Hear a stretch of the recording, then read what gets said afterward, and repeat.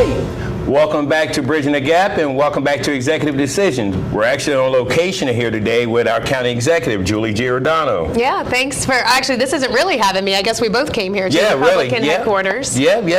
I thought this would be more fitting since we're talking campaign and we were actually at your office, we're talking actual business. Right. You're not supposed to do any campaigning there. Right, exactly. But I do want to ask you what's going on with the county.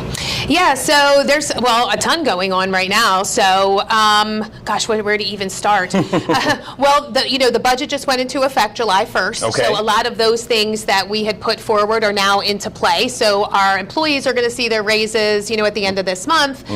We have our deputies starting at $70,000. We have our our school board getting their, big chunk of money, to continue forward with that. So we have a couple of new positions that we've got to hire for now. So that's really exciting. Okay. So it's almost like, it was a happy new year, for us, but it's our happy, fiscal year. So we've just sort of started going into that.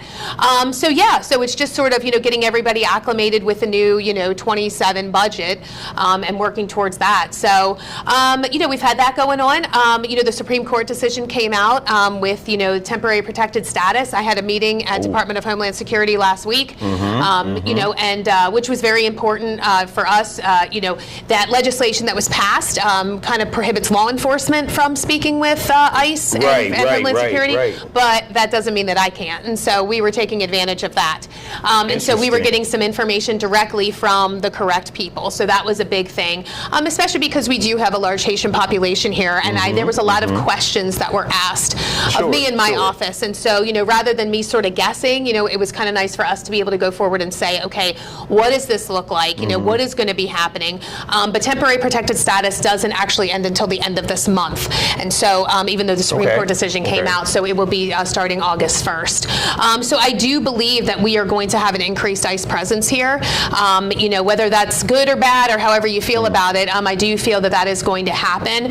They are looking, for some additional office space and things like that here. So, we were just trying to figure out what does it look like, and what does that look like? We don't want to, hinder in any way the federal government. So we were trying to figure out the best course of action moving forward. So, but a lot of things going on, especially, with that new fiscal year, just a lot of things, and of course we have election season coming up. Yeah. We just wrapped up the primary. Yeah, I want to talk a little bit about that. Yeah, it was a little contentious, so we're happy that that's done. And we have a better idea of who we're going to be supporting, obviously going forward. Nice. And so, so we're just kind of anticipating November. Okay. You just spoke on the past little primary we had. Well, not really a little primary. Actually, I think there was actually one council election that was considered, it was actually decided by 10 or less votes. There was a lot of people who came out. What do you think overall about the turnout? Yeah, actually, from what I've seen, the primary turnout was a lot lower. It was actually kind of sad. Yeah. I will say, when we added up the votes, and if you think about a contested primary, so if you take the sheriff's race, because everybody wanted to vote in that sheriff's race, if you took the amount of votes that Sheriff Lewis got, adding it together with what Scott Hamilton got, it was still significantly way less than what John Pessota and I got in 2022. So we're talking, 500 or 600 people stayed home. And so that is really, worrisome to, especially if you're a Republican. And look, and obviously, Sheriff Lewis won big. There was, a couple of other people. James Wynn won. Joe White, came forward and won. But as Republicans, and this is kind of my PSA out to everybody, you can't stay home in November. I don't know what happened because you didn't like who was at the top of the ticket. Was there something that you didn't find? Whatever. You can't stay home. This election is way too important at the governor level, all the way down to the local level. So if you are one of those 500 people that voted in 22 and you didn't vote, you need to make sure to get out and vote in November. Well, and thank you. Maybe I didn't actually do my last minute total. How many votes did the sheriff get? He got over 5,000, and then Scott got about 1,200. So I would say anywhere between 6,200. But again, we had about 67 in 22 that came out and voted. So it was about 500 less. And because I know Mrs. Foley got about 4,000, which is means so probably roughly about 10,000 people voted for the sheriff's race. Now, how many voters do we have in White County? Exactly. Well, there's 104,000 people, but not everybody's registered to vote. But yeah, it was a very small amount. And primaries, typically the gubernatorial primaries, you know, they are a lower amount, but I will tell you, we can't have 500 people decide to stay home. We can't. Right, So, right. you know, I don't care who you're coming, I mean, I do care who you're coming out and voting for, but just come out and vote. Don't sit home in November. And I know on primary day it was pouring down raining, so there might have been some people that said, you know what, I don't want to do it. I'm not going to go out in this mess, but you can't do that in November. And we've been telling people, you know, I know there are people who are adamant about voting on election day, but you see what happened. You know, there could have been people that waited and then didn't go because it's raining. So go out early voting. You know, there's no lines. You can just go out, you know, take care of your vote then, but people have to get out and vote. So I want to ask you a question about this this primary, because I saw some comments on Facebook that said that your picks didn't win. I've actually had people pick at my prediction saying, "Oh, you and Giordano's picks didn't win." How true is that? So I will say it was 50-50. You know, I had two picks. I had two picks that I wanted. I wanted James Wynn and I wanted Ben Jordan. And I will tell you why on both. James Wynn has the experience, and James has been monumental on a lot of things on the council. I know a lot of people think, oh, well, he didn't say much, or he didn't do this, or he didn't do that. James did a lot of things behind the scenes that a lot of people didn't know about. He's a man of action. He is, and I will give him credit all day long. And the other person that I supported was Ben Jordan. And Ben Jordan was the mayor of Del Mar, is the mayor of Del Mar. He did amazing work in Del Mar, and I wanted to see that expand to the council. It wasn't anything against, you know, either one of their opponents. It was the fact that I've seen these two work. I've seen the, you know, action. So I would say it was 50-50. As far as the other races, I wasn't involved in those other races. You know, but when I came out and publicly endorsed, I publicly endorsed James and I publicly endorsed Ben. And I will tell you, I'm so happy that James made it. I'm very disappointed that Ben didn't. But, you know, Joe White's going to have to step up. I've met with him, you know, afterwards, congratulated him, and we've worked through a couple of things. But I was really disappointed because I know the work that Ben has done. Sure. So I'm a little saddened by that, but hopefully Joe will step up. And like I said, he's been very involved. He ran a great campaign. I will give him that.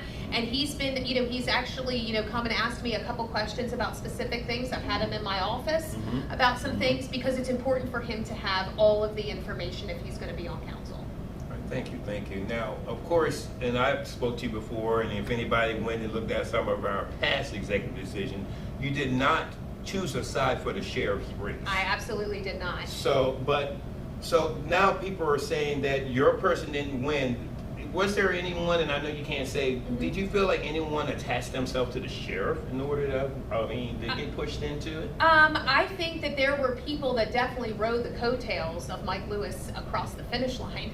But at the end of the day, I stayed out of that race, and I will tell you exactly why. The sheriff and I at that point in time were getting along. We were doing a lot with the 287G stuff, going to Annapolis, testifying on those bills, and you know, working hard, you know, with that lawsuit. But I also had to work with Scott Hamilton. This was a year where the deputies were having their contract, and he's the FOP president. I had to work with both of them. And in all honesty, you know, they both have their strengths, they both have weaknesses, but I had to work with both of them. So to sit there and say that I was tied to one or the other is just untrue. But I did tell, you know, both of them that whoever won, I would come out and endorse. You did say that. But I haven't had an opportunity to because, you know, once, you know, kind of, you know, Picturegate happened. You know what I mean, with everything, and of course, yeah, that's what I call it. You know, the craziness that comes out, you know, during campaigns that hurt both the sheriff and I, which I was completely disgusted with what happened.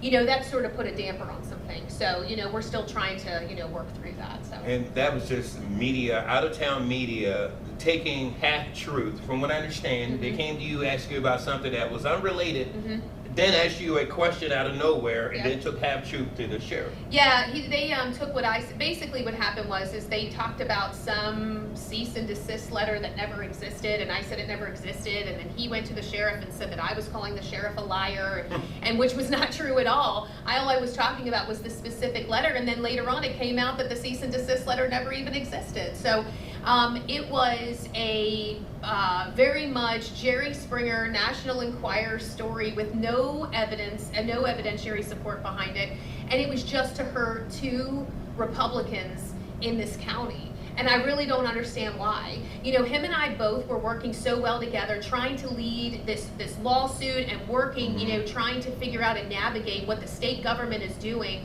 and to hurt two main Republicans that are supporting, you know, the Republican efforts. And the worst part is, the reporter was a Republican, and he works for a Republican leading newspaper now. So I have no idea why that happened, but all that did, honestly, was hurt him in the primary, you know, sort of, you know, taint both of our reputations for literally no reason, with you know, no evidence behind it. So it's Things just a people shame. do for views, you know. Oh yeah, clicks and views and whatever else. And you know, you can tell it's election season. So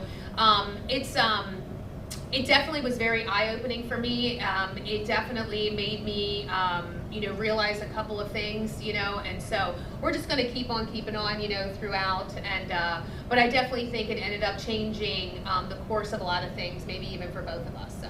All right, and I want to keep talking about the primaries. Because I'll be honest with you, I was shocked at what happened with District 1. Yeah. But I can say since then I've talked to Shani Shields, who seems to have had a kind of a change of heart in different areas where she wants to get out and talk to people. So if you do win, would you sit down day one, like let's put everything aside and sit down, Mrs. Shields, and Oh, of course. I don't think Shani and I ever really had an issue with one another. I think that there were some things that maybe frustrated her, but there were some things that frustrated me, but I have no issue with her. You know, and I think that we would be able to sit down and hash those out. I'm hoping that she'll be a little bit more present, you know, on the for the council meetings. I think that she has some valid points, and she does a good job representing her area. And so a lot of times when she misses out on meetings, you know, that voice is lost a lot, you know, for the people of District 1. So I think it'll be really important. So hopefully, you know, that we'll see, you know, a little bit more, you know, presence, you know, from that. So. how do you feel about District 2 and James Nguyen? Well, James is my man, you know what I mean? And so, you know, so I will Great be guy, obviously, great yeah, I will obviously be supporting him. I think that he is the best person for District 2, hands down. He supports them in any way, shape, or form, whether it's the farming aspect, the hunting aspect, the waterways. I mean, he has just gone above and beyond for the people specifically in District 2. They would be foolish to vote for anybody else, honestly. You know, he's supportive of fire, he's supportive of police, he, you know, wants to see Barron Creek Road fixed. He was a big proponent in getting the light at Old Railroad Road, and, you know, we're keeping it from the J-turn and keeping the light there, and it's working now, it's great. James has been monumental, and I think a lot of people sort of cast him to the side thinking that he's not effective or he doesn't say a lot in meetings. James works behind the scenes and does a lot that people He's a don't blue-collar realize. man. He is. I mean, great businessman. He's getting ready to be a dad here soon. Yes, I just found out that So, today. I'm very proud of him. Yeah, so that's really exciting for him. So a new chapter for him, but you know, but he is definitely the best man for the job. So anybody in District 2, you know, Hebron, Sharptown, Mardella, you know, Wetipquin, you know, all the way down Nanticoke, like there's just nobody that represents you better than James. And that's not just here. He's in Annapolis too, you know, for, you know, protecting our shore way of life too. So. You know, I want to talk about District 3 for a second, talk about the future of it, but I saw something online that kind of brought a little alarm to me about District 3. Mr. Ennis, he seems to be kind of encouraging people to vote for James Nguyen's opponent. Like, they're asking different questions. It's 3 or 2? Well, there was a question about these data centers. Oh, yeah. And where they're at with the council, and Mr. Ennis made a comment that the only one that seems to be talking about it is Mr. Atkins. And I noticed that Mr. Nguyen was quick to say, hey, you know. Well, first of all, there's Mr. Atkins is just picking up things that are going on around and trying to figure out talking points. It's crazy to me that David Ennis would admit that the council isn't talking about it. It's a very controversial topic, and I do believe that there are places that have politicized it. Harford County was huge for politicizing data centers. It was like one of their big talking points. They banned them completely. Can you tell us what a data center is? Yeah, so a data center is basically, I'll put it in simple terms, it is a big building that data runs in and out of, places like Amazon and things like that. They run out of there, and it creates 100 jobs.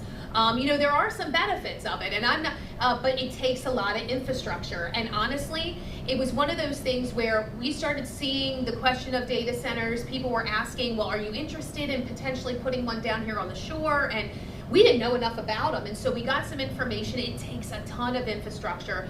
What people are so concerned about is they think that it's going to raise their utility rates, because it does. It takes a lot of power to run these data centers. But they actually, in the state of Maryland, passed a law that they have to create their own energy.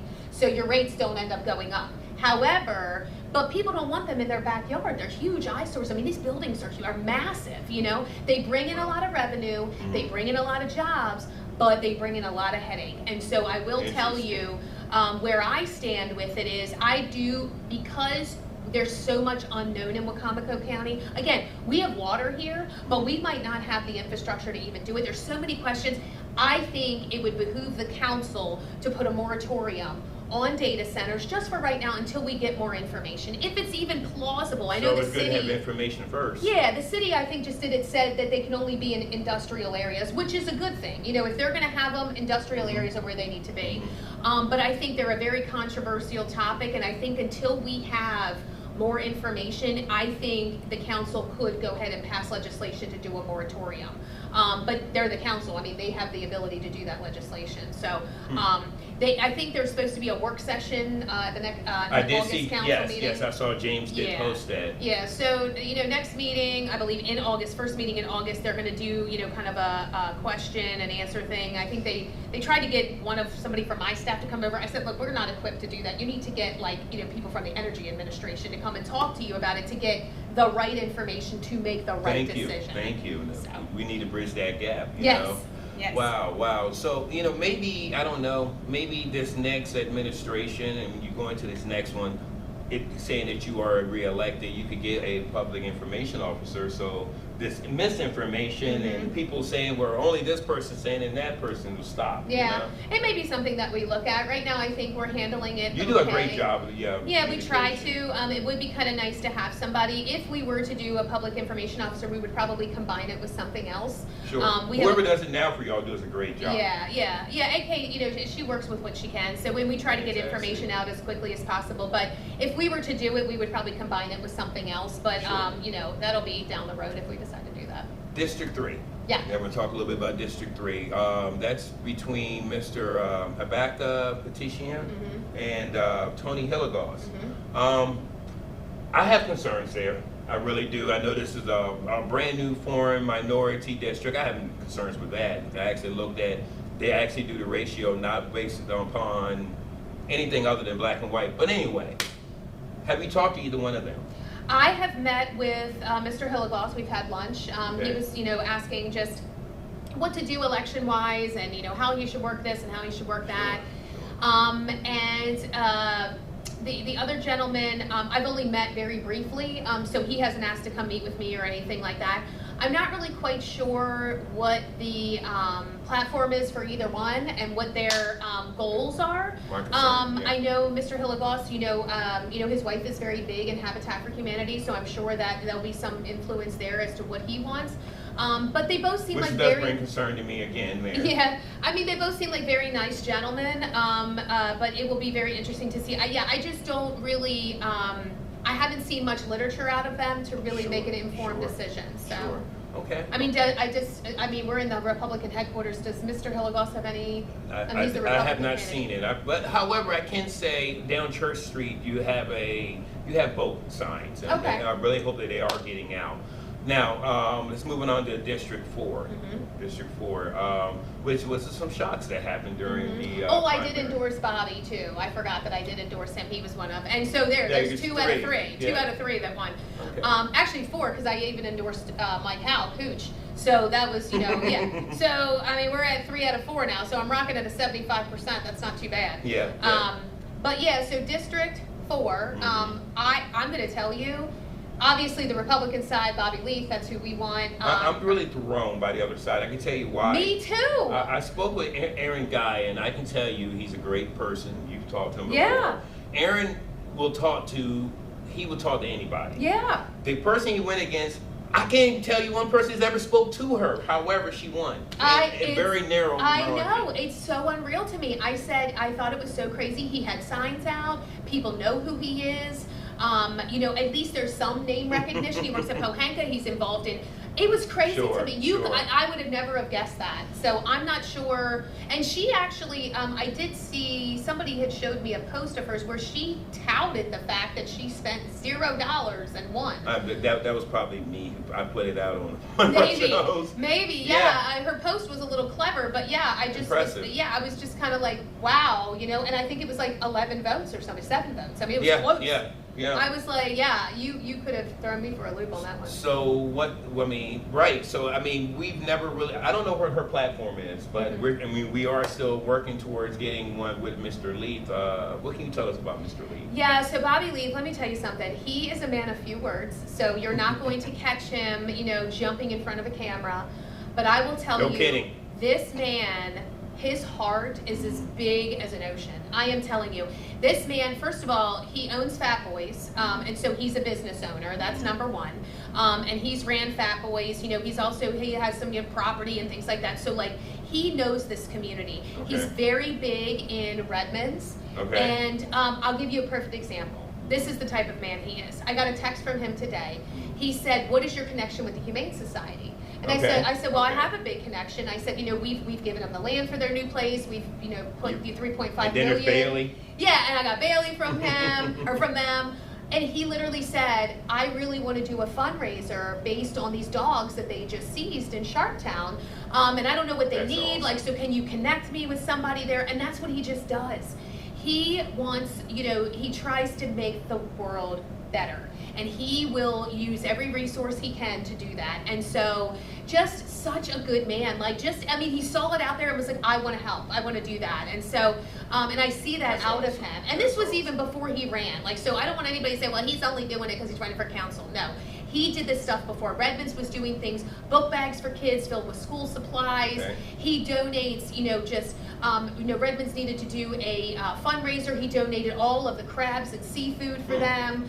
I mean, the man goes above and beyond for the community, and I will say, we will be lucky to have him representing District 4. So I really hope anybody in District 4 goes out and votes for Bobby. And his numbers looked good, so I'm hoping that will continue, but he would be a great asset. Right, and we are working on getting an interview with him. But I can say this one thing. I was out during early voting, and he spoke to everybody. I mean, Democrat, Republican. He would even speak to a tree. He's definitely. I mean, granted, he might be a few words, but he's definitely there to smile. Yeah, he's he may present. listen. He listens more. But I thought that was awesome of him. District 5, again, as we were just saying a while ago, that you did endorse Ben Jordan, but No, Joe. 5 was huge. Oh, No, apologize. you're right. No, 5 was right. No, you're right. Ben Jordan. Yes, Okay, yes. but you did endorse Mayor Jordan, and he did not win. Right. Now, as far as Joe White's the guy for the Republican. Have you spoke to Aaron? I have not. I know who he is. I saw a little video that was created with him for the town of Easton, because I know he works for the town of Easton. Seems like a very decent guy. I know he's going to work hard. I know he was out there, talking to people and campaigning. So even though it is a very red district, so to speak, I don't think it's going to be a walk in the park, but we'll see what happens. So Joe needs, if he's, planning on being on council, he can't, just sort of sit back. He's going to have to keep on, so. It's going to be interesting. I mean, but Joe has been speaking to you since. Yeah, no, he definitely has. He had some questions specifically about, water, sewer, those kind of things. And I encouraged him. I said, if there are questions that you have, the information that you've been getting over this past 2.5 years is about 10%. I said, so if you really want to see the whole picture with the right players that are dealing with this on a daily basis, let me know. I said, any topic you want to know about, you come in and I will tell you what is going on. So that way you can be informed. I don't want you putting, I don't care if you're a candidate or not, I don't want you putting false information out there. You need to have the correct information. And he did that. I do have to give him credit. He came in, we met for about an hour and a half. On a specific topic that he had questions about. And he said he had some other ones. I said, you let me know. I said, you can come in here and I'll have the right players in here and we will go over everything, because I would rather him have the correct information. Because for too long, him and along with those other knuckleheads had put out so much false information to people and never corrected it. They created this narrative to try to make me look bad or to make my employees look bad. And then when they were proven wrong, They never went back and course corrected, which, I don't think that makes you very, like a good journalist or anything like that, but. Have you felt like he's been better? I feel like he has. I mean, he's told me, he's said to people that he's sort of separated himself. Okay. I know that they are, up to their shenanigans with this, I know we're going to talk about, On our next segment, the litter that's around the county, Yeah. Okay. Okay, cool. So that's where we are with District 5. Now, District 6, you just said that Hooch is in that. Yes. And have you heard anything against the person he's against? No, I haven't. And that is the reddest district in the entire county. So there is no doubt in my mind that Hooch is going to win that, hands down. So, Okay. yeah. Okay, so District 7 is, I think that's your favorite one. 7 is going to be really interesting. I am going to tell you straight up, I have my candidate that I want, and of course that is our Republican candidate, Ross Evans. But I will tell you that the Democratic candidate, she is a nice, normal person that I feel like we're not going to get along on every single thing, but if she was to win, I would be able to work with her. The third one, it absolutely cannot happen. I'm telling you, I will go to the ends of the earth to make sure that doesn't happen, because it's not even so much, but it will be so detrimental to this county. There is nothing good that can come out of a win for that guy. There's nothing good that can come out of that.